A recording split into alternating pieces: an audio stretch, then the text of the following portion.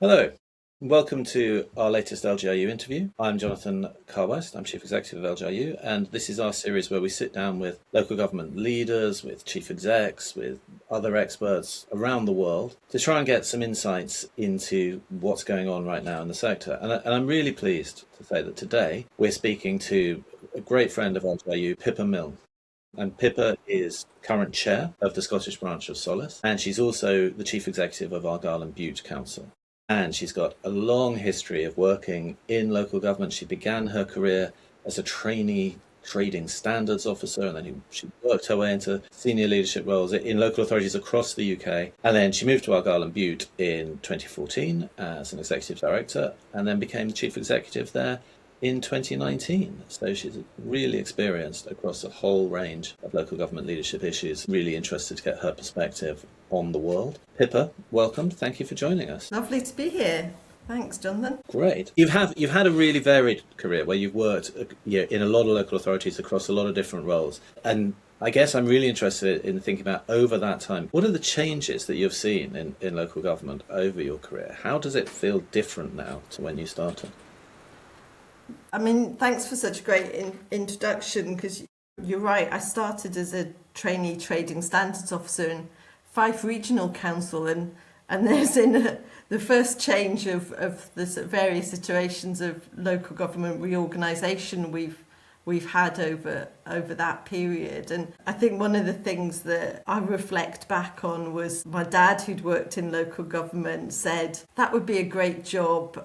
It's a statutory service, you'll have a job for life. And I think that has shifted massively if I think about the scale of resource in trading standards then versus what we have now, and how creative and innovative and pressured that is now as a service to deliver. But I think in working, as you've said, across the UK, I've moved to Shropshire, and that became Telford and Wrekin. I moved to the Borough of Poole, which is now part of a combined authority. I worked in Leeds and then Edinburgh and here. And so all of those, I think look very different now in that restructure environment. But I suppose when I look at it, it's both the constraints that we've had from 2008 onwards in terms of the structural financial challenges that we've had. I remember seeing the graph that showed we'd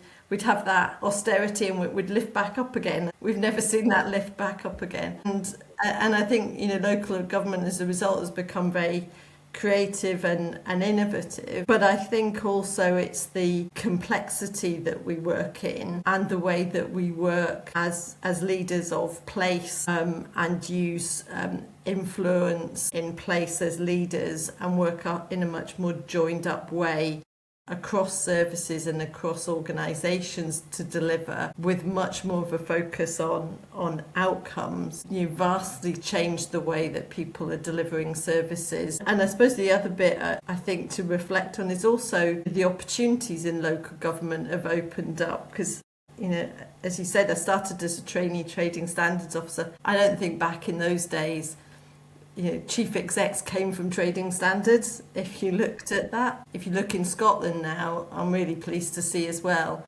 we've got a wide spread of chief execs representing pretty much all the professional areas of local government work. It's no longer reserved to the lawyers and the accountants. So I think there are changes for the better in terms of that systems approach and how accessible it is for careers, but clearly a lot of challenges and a lot of change. That's really interesting. I think that shift that you described from a focus on just sort of delivering services to much more to sort of curating outcomes, to working in partnership, to sort of managing systems. And we can see that. Do you think that being chief exec of a council now requires a very different skill set from what the chief executive would have been doing when you started off as a trainee trading standards officer. Yeah, I mean, I absolutely do. Clearly, you know your time, and I didn't get to sit in this chair then. But yes, my sense is very different, and I think, I suppose my sense there was much more of an emphasis on the heroic leadership style, and now we're facilitators, we're enablers, we're negotiators, we're systems thinkers. It's very much about building the relationships and finding the route through collaboration, and being communicators with communities, and balancing all the range of views that we have to mediate as local authorities. So I think it's changed massively. Yeah, and we'll come back to that question around mediating views and holding things a bit later on. You talked about the kind of the network of chief execs in Scotland, and it always strikes me that one of the strengths that you have there is because there's 32 councils, 30 chief execs. You all know each other. You all work together quite effectively. You obviously, one of the ways you do that is through Solace Scotland, which you are chair of this year. I'm just interested in what your ambitions are. I love the way in which Solace Scotland, you have a different chair coming through at different times, and I mean I think it's every year it rotates, doesn't it? And so I was just wondering what your ambitions for Solace and through Solace for the sector were for this year. Yeah, I think we're really lucky. So every chief exec in Scotland is a member of Solace, and we come together at least once a month. And I think the level of collaboration is fantastic. So we're all working on transformation and together for local government. And I think that is a real testament. And every local authority is invested in that work. And I don't know of anywhere else in the UK that can say that on a countrywide basis. And I think we've been over recent years trying to build our voice in that space of reform and what that needs to look like to get the best out of local government, because I think we're all very passionate about the role that we can play. So we've been working really hard alongside COSLA and colleagues in Scottish Government around that public sector reform agenda especially. So our own work with the improvement service has been going on for a number of years, and I'm sure we'll come back to that. But obviously that stepped up a gear post the parliamentary elections for Holyrood. And I think we're really trying to push for a real vision for public sector across Scotland, because I think we need that overall vision, because local government interacts in so many different places. An example being you've got a governance structure for health reform that is separate from the rest of the public sector at the moment in Scotland, and argument is there is a really important interaction and touch point with that, and it needs to be clear. And for us, what would be massively helpful when we're looking at this, and government have a stated aim to look at the number of public bodies, is a systematic view of what needs to sit nationally, what needs to sit regionally, and what needs to sit locally to get the best outcomes. And for us, I think, having done the job in my initial couple of years through COVID, however terrible that was, there were some really great lessons in terms of the empowerment that local government was able to use, and that clarity of purpose. And I think there is something about, we need true empowerment to be able to bring place-based approaches. We know our areas, we know how to work in our local areas and to work in that system in the local area. And we need the policy and funding and long-term funding to align with that, and then let's get on and do what we're good at, because we're trying to pull in the same direction, I think, and we've got a lot to offer. 100%, but we do need to make that case, don't we? Because I think in Scotland and in England as well, it felt like during COVID, as you say, a really difficult time for local government, for everyone, but almost a sort of, to some extent, proof of concept of how if you just empower local government, it can deliver. And I sort of perhaps naively could have thought, maybe this is the moment at which that kind of which central government, whether that's the Scottish Parliament or UK government, sort of opens their eyes and says, "Oh, these guys, yeah, we should just leave it to them." But it felt like that moment passed a bit, and so we're still having to sort of push that case as hard as ever. Yeah, I mean, I think I felt exactly the same, Jonathan, and I thought that was going to be followed through with the Verity House agreement that really sort of recognised that role for local government. I think it's going to be really interesting with the European Charter on Self-Government having gone through the Scottish Parliament now as to the role that can play on establishing that, because I think that obviously has a real focus on subsidiarity, and I don't think Solace in any shape or form sees that we need to do everything. There are some things that need to be once for Scotland, there's some things that need to be once for local government, some things will work better on a regional basis, but there are absolutely things that working with local partners and being that leader of place that we can do really well. And I think working with our community groups, the third sector, with individual communities, were exemplified in that COVID response. And I think, at the moment, we're lacking that overall vision. We've got a sort of framework around PSR. We need that vision of what sits where, because we're going to need to work at pace to deal with the financial challenge, and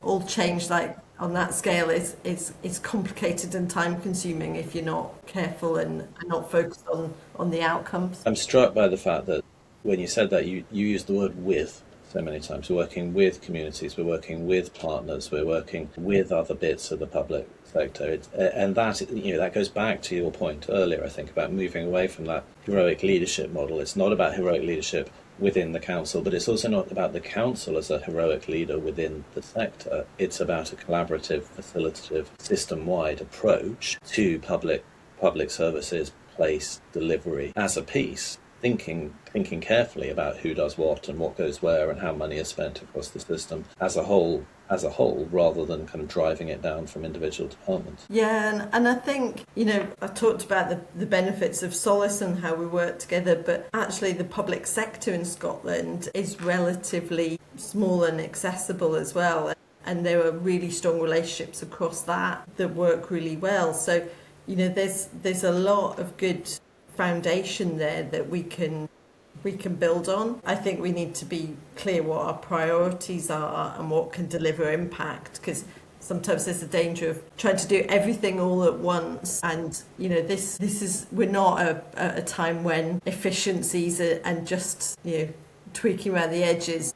We need real reform. And I know that that's the theme for the Solace Scotland conference this year. Another thing I really like about Solace Scotland is the way that the chair drives the conference, and it happens on their patch, and it's very much kind of they shape it. So you're having it in Oban, and it's focused exactly on that, right? On public service reform and delivering change together. You've spoken a bit about what that looks like, but I guess the other bit in there is trying to understand what are the barriers? What stands in our way, do you think? I think we do work in a complex and arguably fragmented environment, and we have short-term funding cycles and a lack of prioritisation sometimes. And I think we need to look at how we break some of those down. So through the work we've been doing with the improvement service, we've got a portal now that sets out all the powers and duties of local government. I suppose as a really simple example is starting to go back through that and stripping out some of the things that are in there that arguably aren't adding value. There is a lot of plans for this, reporting on that, and arguably not focused on the big outcomes that I think we would all agree. And if we could really focus on things like the whole family wellbeing support approach, that I think we can all get behind the First Minister's sort of aspirations around that, but then we need to make sure we're aligning the performance management outcomes and things around that. We say that's important, but then we measure delayed discharge. So I think actually aligning those things where there is current disconnect and thinking about how we can streamline some of that, because it's sometimes it can be very difficult to get decision making working around place when you're trying to align a a locally place-based organisation with those working to national priorities, and then the two don't come together, and we get paralysis and inaction. Yeah, no, I see that, and I think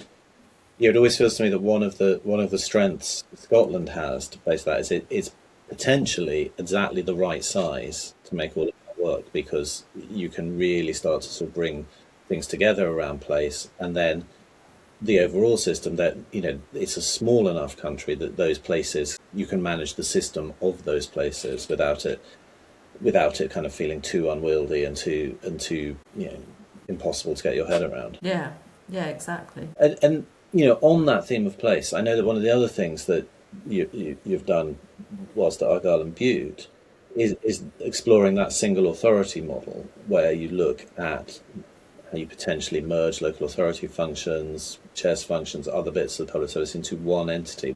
Could you tell us a bit about that journey? Where did that thinking sort of get to? What's its current status, and how do you see the sort of the benefits of that? Yeah, so I think it flows really nicely from what we were talking about, because it is about looking at whole system place-based approach. So I suppose in population terms, Argyll and Bute is about 87,000. We're not a big area, but geographically, arguably we're a region.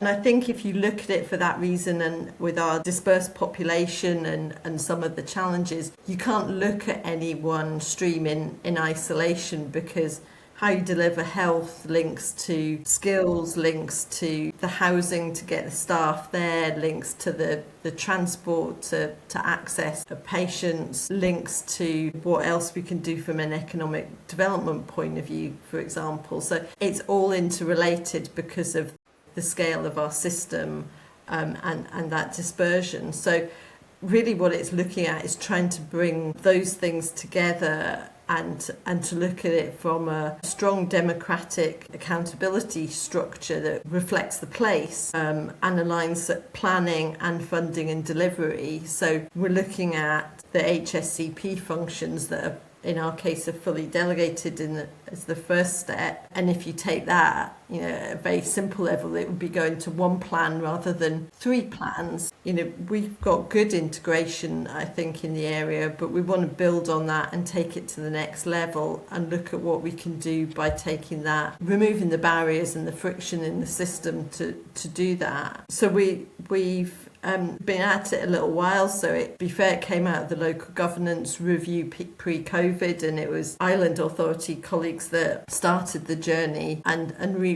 really saw the potential post-COVID, and we've been working alongside Orkney and Western Isles since then, and whilst we've got slightly different versions, we also collaborate in that very Scottish style. So I think it poses a lot of opportunity, because we also look at it from a point of view is, we're part of the Highlands and Islands, we're part of Highland Health Board, but all our care pathways are to Glasgow, all our sort of transport looks to Glasgow. We kind of don't fit neatly, either to the north of us or the southeast of us. So it's also trying to take that consideration. So, we've been working alongside government. We got to sort of outline before the election and endorsement to keep going on that basis before the election. I think that'll be part of the focus of PSR in the next phase, and arguably I would expect the pace and the scale of ambition to probably ramp up with that, and we would certainly welcome that. So, and I think it's part of what we would be arguing as Solace is for a differentiated approach across Scotland. I think the cities will probably be more interested in some kind of regional economic partnership. I think for us, looking at that whole place system is probably our version, and I'm sure other councils or groups of councils will have other versions that would work better in their circumstances. But look, you've described a whole set of great ideas, of positive ways of thinking around place, around transformation, around public service reform. But there are also some sort of elephants in the room, I guess, about local government in terms of what holds us back. One of which, and you alluded to this earlier, is cash, is money. I know councils across Scotland, including Argyll and Bute, put council tax up by fairly decent chunks for this year, as some did last year. Big rises. How critical is the funding gap for local authorities in Scotland? And I guess two questions following from that. Does that risk undermining all of the sort of potential and the energy and the ideas that you just talked about? And what needs to change in how we fund local government to avoid that happening? Yeah, gosh, there's the multi-million-dollar question. Literally, I think it is getting increasingly difficult for councils. I think the council tax rises you saw across Scotland are evidence of that. COSLA also set out structural deficit around social care, and I think that's probably there's a £750 million gap across Scotland, and I think that's probably the one that scares chief execs the most, because it is so fundamental to the impacts we can have on health and just what you want to be able to do from a moral standpoint in your communities. So there are undoubtedly things we can continue to do in efficiency and transformation, but coming back to the earlier point, I think we need to look at more fundamental reform and how we do things differently. COSLA set out in its white papers a move to proportional universalism required, and so I think that's something that needs discussion of what are we spending the money on, and being evidence and data led about where we can have the impact. I think we would argue we need multi-year flexible funding so that we can plan better and more strategically to deliver the change. I think we need more freedom to raise revenue locally. So, we've seen some of that in terms of visitor levy and things, but there are long lead times in some of that, and they're not easy to get through. I think I heard somewhere in the press that, and this might be a UK figure, but it was something like councils raise 6% of their income, and in Germany it's 30% or something. So, in terms of what we control, it's small. So that place-based funding and something that gives that sense of accountability locally, I think, because it's not, the mechanisms are not well understood with the public, who see they're paying more in council tax but perhaps don't understand what a small proportion it is of our budgets. And I think we need the freedom to invest more in prevention. We arguably would have wanted to be doing that earlier to make an impact, because it's not going to get you a quick shift in the balance of demand. But we're a long time past Christie, and we still haven't cracked one. And yes, it would have been better to do it earlier, and unless we prevention, all those cost pressures in adult social care and children's services, they're just going to ramp up and up and up unless we can try and deal with them at source. That's really interesting. I mean, I think fiscal devolution is kind of a hot topic at the moment, but I think most of the discussion of it still, and we'll see what a new UK government brings, but a new leadership the UK government brings, but it's fairly cautious. And all the work we've done looking at finance systems in other countries, and you're right, by the way, Germany, but also France, Spain, the US, all of these places have far higher levels of taxation raised locally than we do. But what we found there is that it's having a diverse basket of revenue sources that creates buoyant, sustainable local government. It's common sense, I guess. You don't put all your eggs in one basket. You give local government multiple tools to keep itself going financially. That requires quite a big mind shift from the Scottish government, though. Yeah, I think it does, and I think it's about aligning the funding to outcomes. And I think there's potentially some benefit looking at that strategically, of where is the money and where are the things that are driving change and impact versus the overall pots of money, and how much do we spend at multiple levels accounting for that, when we all have duties of best value and following the public pound and things, and have a grown-up approach to where the accountability sits for some of those things to deliver change. So streamlining funding and accountability and reporting around outcomes. That's interesting. I mean, there's a big strand in this discussion about, duties, and you have to base funding on duties, but actually, as you point out, outcomes are the thing. In the end, all that really matters is the outcomes, and we still spend a lot of money in Scotland, as we do in the UK as a whole, servicing systems that are about keeping a lid on failure or preventing failure from sort of overspilling. One of my bugbears is when people talk about a postcode lottery, and actually, it's painted as a really negative thing. If I look at my area, service delivery won't be the same as central Glasgow. If I'm delivering services for 200 people on Mull, it shouldn't be the same, and we shouldn't aspire to that. And physically, it's not going to be possible for it to operate on the same basis.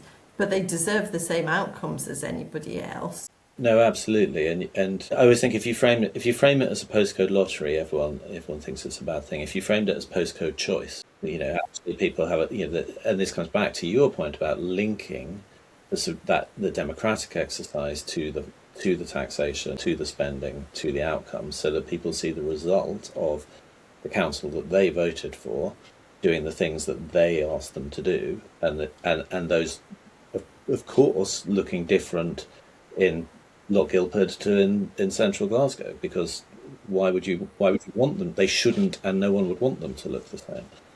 The public are all part of that, and that you talked earlier about managing stakeholders, and that's tricky. I mean, I know you've had various issues in Argyll and Bute around building new schools, particularly a new school on Mull, which has had and you had to manage some quite tricky sort of local campaigns and degrees of sort of misunderstanding and misinformation and challenge. And I just want to ask about that, because I think it sort of throws the spotlight on how difficult some of this stuff is when you take it from out of theory and into the real world. Yeah, and I think before I touch on Tobermory specifically, I suppose that point of the local democratic accountability is, our members are very visible to their communities. They're very identifiable, and people will be very quick to tell them if they don't like something or what their views are. And so they are very close and able to reflect that and all the nuances around those decisions, because, the 200 people on Mull don't have a homogenous view of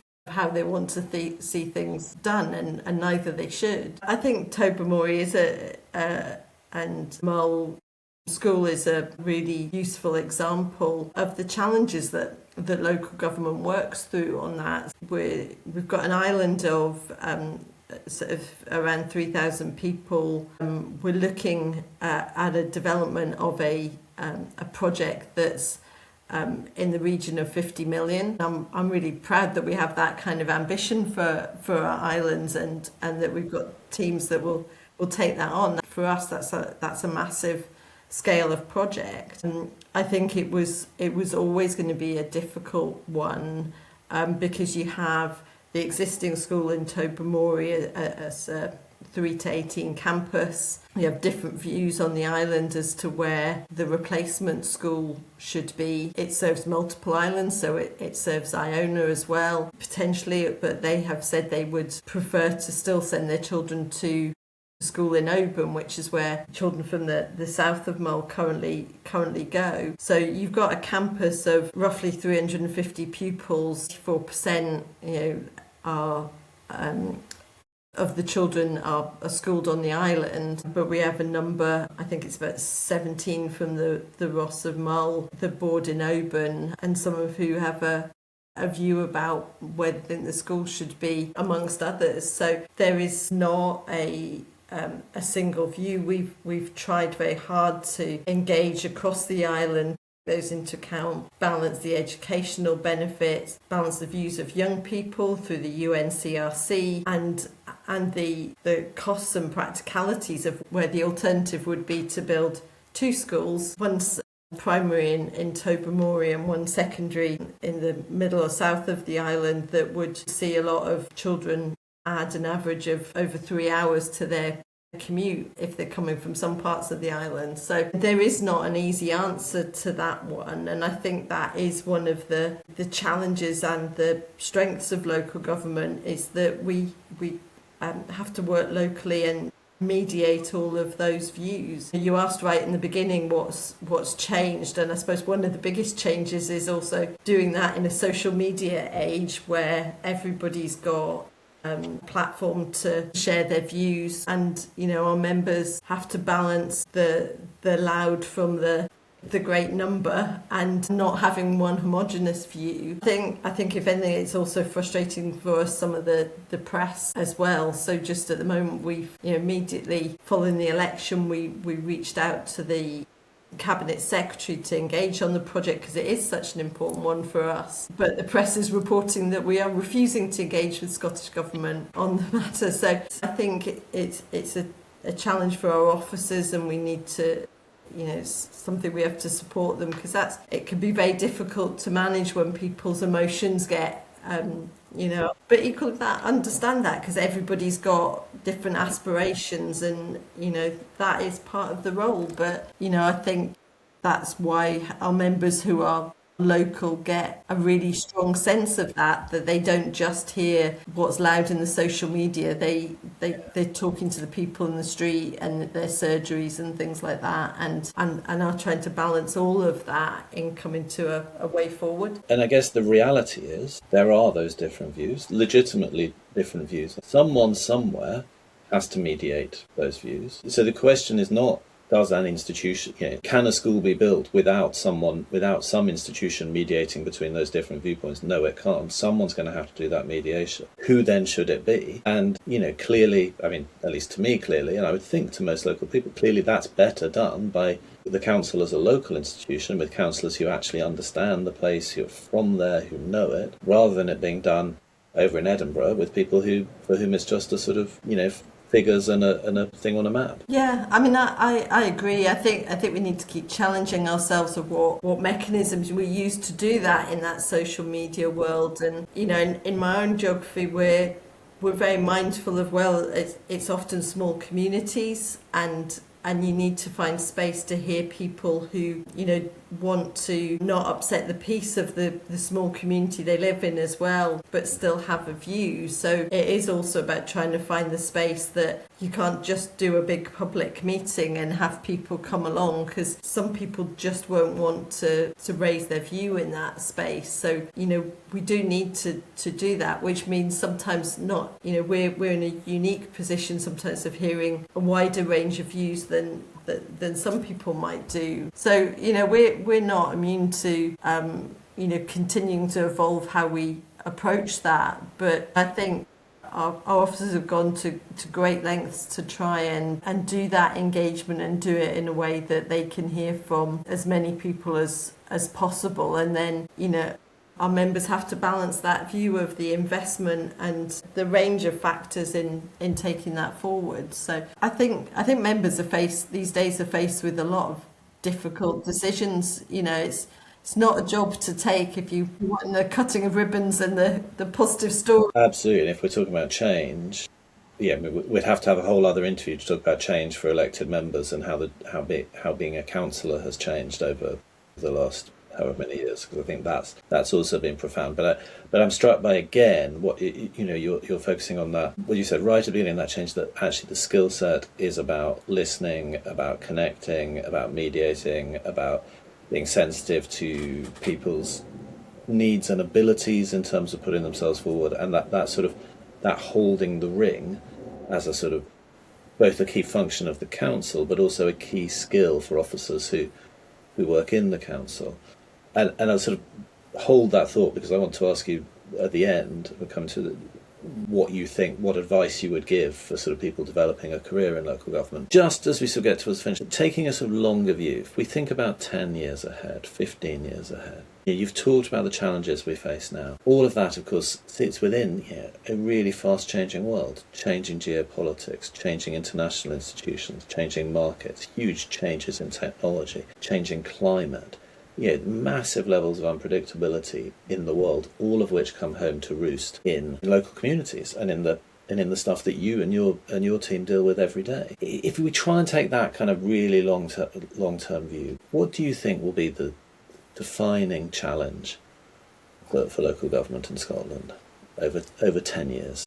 I think that's a really hard question to pick one defining challenge. To be honest, I suppose this is maybe a bit of a cheat of an answer, Jonathan, but I think part of it is about an ability to sit with that uncertainty and have some agility in how we respond, but also a need to look forward long term. I think it's very easy when we are constrained financially and in terms of the people capacity we have, to focus on the here and now and balancing the budget and collecting the bins and fixing the potholes.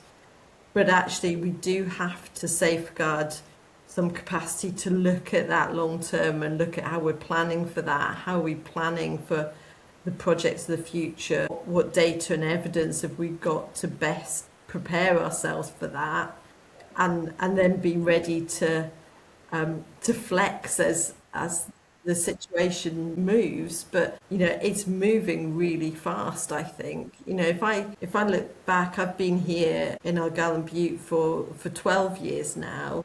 But in the last 3, climate resilience has become a massive issue in terms of challenges to our transport infrastructure and things. We're going to have to look really differently at that and change some of our focus. And that's just one issue. We need to then look beyond that and say, what does that mean looking out at the long term with that? And I think the other one is also looking at workforce. You look across Scotland and population projections, that will be a challenge. And we talked in the beginning about how skills have changed. How do we start to create the skills and leadership for the future that will look very different in a world of AI and technology and a shortage of skills to deploy? What does that need to look like? I don't think you can necessarily pick that and say, here's a certain future that you're planning for, but you can acknowledge that it's not certain and start to look at it from that perspective. I think that's right. And what you're describing and have described consistently is a sort of adaptive learning organisation that is able, to put it, to flex with change. But that does depend on having the capacity, having the people. It's one of my concerns is that we don't have that kind of long-term workforce strategy in local government. We talk about in the NHS, for example. I think you mentioned learning organisations, and I suppose that's one of my great soapboxes, because I do think, we do great things, but we can always take learning out of it. And we need to keep doing that, and we need to keep looking at what others are doing in Scotland, UK, outside of the UK, and constantly be adapting and responding to that as well. I think sometimes, we can get into a defensive crouch and feel the need to say that, but then we also need to change the conversation to how can we make it acceptable to trial change, fail fast, and in how we deliver things if we're going to respond to that? Because we're very much in the public eye, and people love to point out when something goes wrong. But I think changing the culture a bit of that we're going to try things and we're going to need to be fleet of foot and do that, and actually trying stuff and adapting it if it doesn't work is a good thing. Yeah. I mean, look, as you'd expect, I completely agree with that. I mean, that's very much where we come from. I think also, by the way, we talk a lot about learning from failure. I think local government's quite good at that. I think we're less good actually at learning from success. When things go well, we tend to say, all right, fine, that's fine then, we'll just keep doing that. And actually, still learning even if it goes well and adapting. Look, final question then. This is, even harder perhaps, but for someone starting out now who was sort of thinking about a career in local government in Scotland, what would be your best piece of advice to them? I still think it's a great career. There are such a range of jobs. I defy people not to find a job that doesn't float the boat in local government, because it is so varied. And I think you can define your own career path, and that can be to have the professional expertise, or it can be into a leadership role, or it can be working frontline or with communities. There is a lot of scope, and I think if you want something that is varied and is looking for innovators and people who want to make creative solutions, I think it's a great place to work. I also think we have the great privilege of being able to see the visible impacts of the change that we make on communities. And I think it's a really rewarding career for that, because however difficult it is, we come to work every day with the objective of trying to make it a better place for the communities that we live and work in. And I can't imagine working a different career that didn't have that opportunity, because that's what makes you get out of bed every morning when you've got a tough challenge. It makes it a positive thing to do. And you get to work with great people. Thank you so much. That's been a tour de force across a whole range of subjects, from the sort of organisational and the sort of workforce right through to the sort of high political theory. So that's amazing. It certainly stretched me to cover a wide range of topics. Good fun, Jonathan, as ever. Thank you. So thank you for joining us. Thank you for sharing your insights. Thank you to all of you in the audience for listening or watching. Stay tuned for more of these interviews on lgiu.org, and we'll see you soon. Thank you.